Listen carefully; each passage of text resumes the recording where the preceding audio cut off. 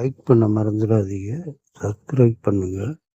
அப்படியே அந்த பெல் பட்டனையும் அழுத்திடுங்க. அப்போ தான் நான் போடுற வீடியோ உங்களுக்கு உடனே கிடைக்கும். 2 நண்பர்கள் ஒன்றா சேர்ந்து தண்ணி அடிக்கலாம் இப்படின்னு ஐடியா பண்ணி தண்ணி அடிக்க போகிறாங்க. அப்போ 2 பேரும் சேர்ந்து தண்ணி அடிக்கிறாங்க. சரியா? தண்ணி அடிச்சுட்டு வந்து ஒரு ஹோட்டலில் போய் சாப்பிடுறாங்க. சாப்பிடும்போதே வாக்குவாதம். ஏதோ ஒரு பிரச்சனையில் 2 பேரும் வாக்குவாதம் பண்ணுறாங்க. ஒரு சாப்பிட்டு முடிச்சுட்டு காசை பண்ணிட்டு போதை வந்து தலைக்கேறி போய்கிட்டு இருக்கு. 2 பேரும் கிளம்பி போகிறாங்க. போகிற வழியில் ஒரு சோப்பு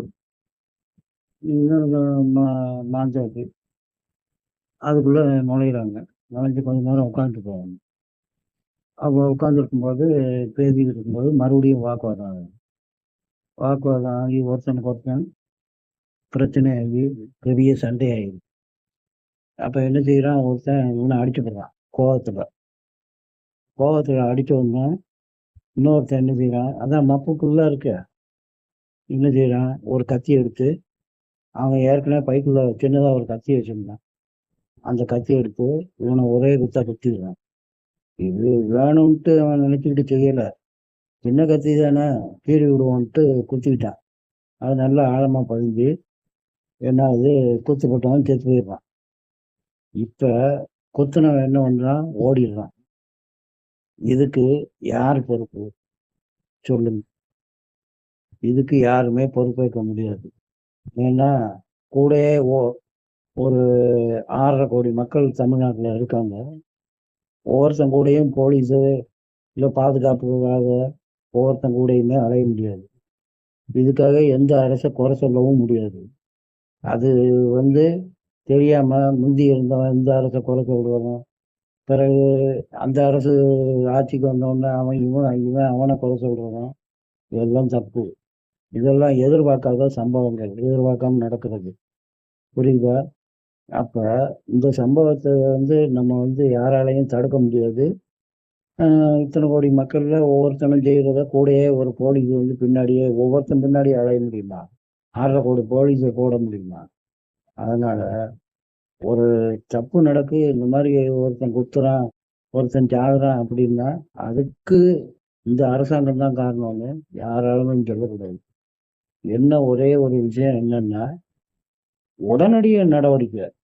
இப்போ இந்த மாதிரி குத்தி போட்டான், அதை ஒருத்தன் பார்த்து உடனே தகவல் சொல்கிறேன், உடனே அந்த ஸ்பாட்டில் போலீஸ் உடனே நடவடிக்கை எடுக்கணும்.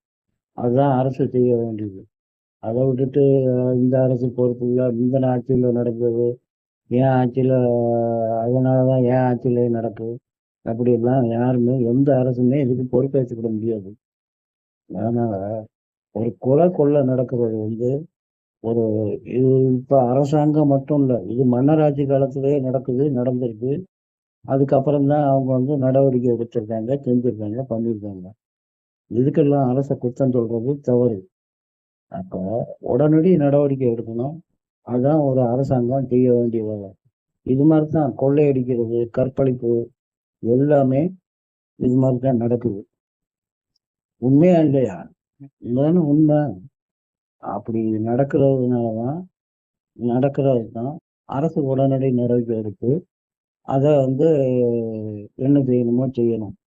அப்போ அடுத்து மேற்கொண்டு குற்றங்கள் நடக்க விடாம அதுக்கு என்ன செய்யணுமோ செய்யணும்.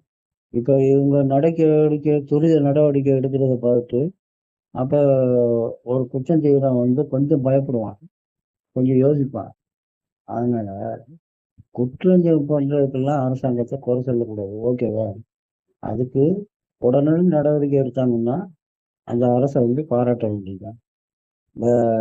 வேற எதுவும் குற்றங்கள் இது காலங்காலமாக நடக்கு, இன்னைக்கு நேரத்தில் இல்லை, எல்லா இடத்துலையும் நடந்திருக்கு, எப்பயும் நடக்கு. அரசு அதுக்கெல்லாம் பாதுகாப்பு, ஒவ்வொருத்தனுக்கும் பாதுகாப்பு கொடுத்துட்டு இருக்க முடியாது.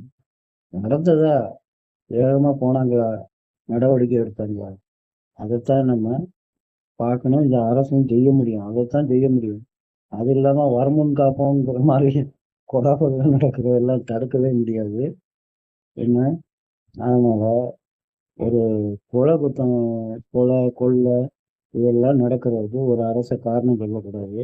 நன்றி, வணக்கம்.